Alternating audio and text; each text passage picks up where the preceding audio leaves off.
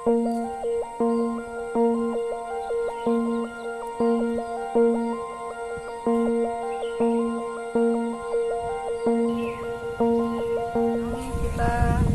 membuka atau melakukan ekskavasi di situs makam Mbah Blau. Nah, untuk struktur yang kita temukan sekarang ini, kita masih menyebutkan ini adalah sebuah bangunan candi, karena kita masih perlu kajian lebih mendalam apa fungsinya dan bagaimana alirannya seperti apa. Nah, untuk struktur sendiri kita sudah menemukan sisi selatan dan sisi timurnya. Nah, kalau di sisi timur dan selatan itu panjangnya itu sama, antara 9 meter, 9, dan di selatannya juga 9,9 meter. Nah, di sisi selatan dan timur sendiri kita melihat ada seperti ruang tersendiri.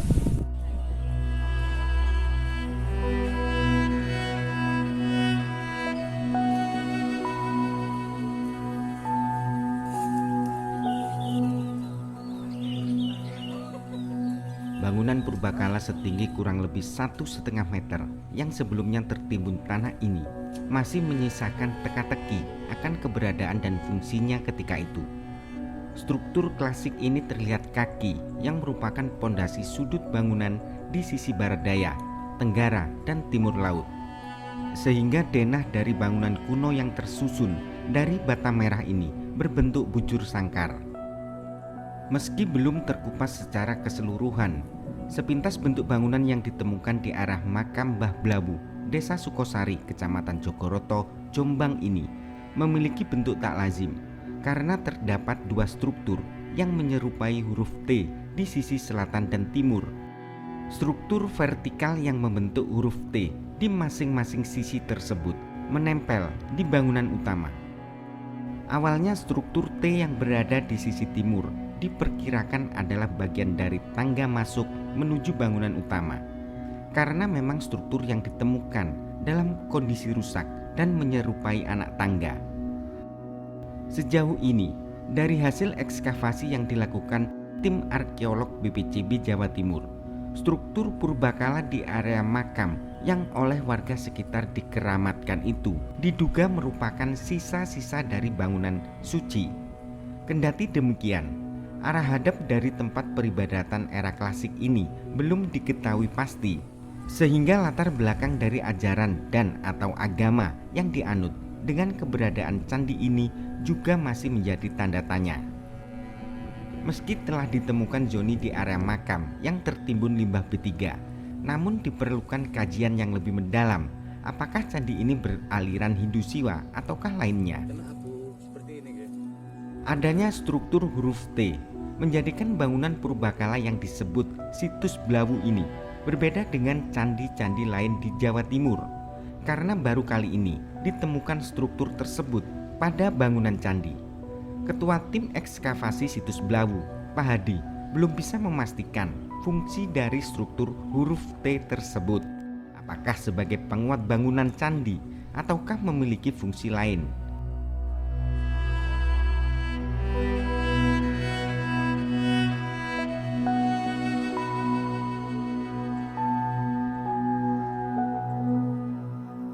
Melihat dimensi ketebalan dari bata merah penyusun bangunan yang mencapai 11 cm, bisa diasumsikan jika candi situs Blawu dibangun sebelum Majapahit berdiri, karena bata-bata merah penyusun bangunan pada masa Majapahit yang sejauh ini ditemukan memiliki ukuran tebal di kisaran 7 hingga 9 cm.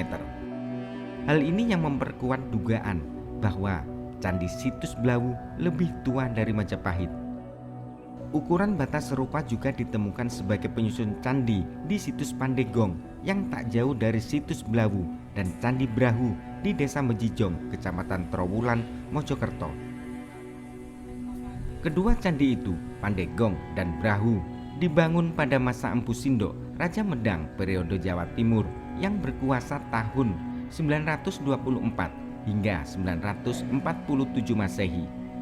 Sedangkan kerajaan Majapahit baru berdiri tahun 1293 Masehi. Karena memiliki ukuran ketebalan bata yang mirip, Diperkirakan jika candi di situs Blawu juga berasal dari periode yang sama, yakni masa Kerajaan Medang yang dipimpin Empu Sindok.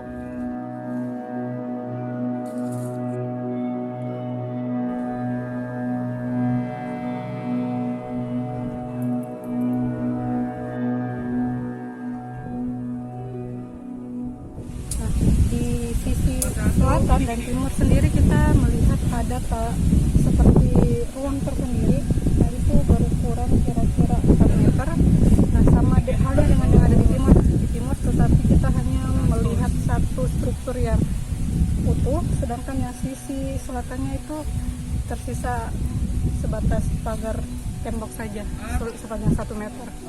Nah, sedangkan untuk bagian tengahnya sendiri kita sudah membuka selama 3 hari ini, terlihat ada menyerupai lantai yang datar, tapi kita tidak bisa menyebutkan untuk sekarang ini apakah itu memang lantai atau bukan, karena di sisi selatan sendiri kita menemukan seperti ruang lagi yang memanjang utara selatannya, seperti itu. Kalau dari yang apa kita buka sekarang ini itu menyambung, jadi dari sudut yang barat daya sama ke tenggara itu lalu membelok lagi dia ke utara, nah itu menyambung.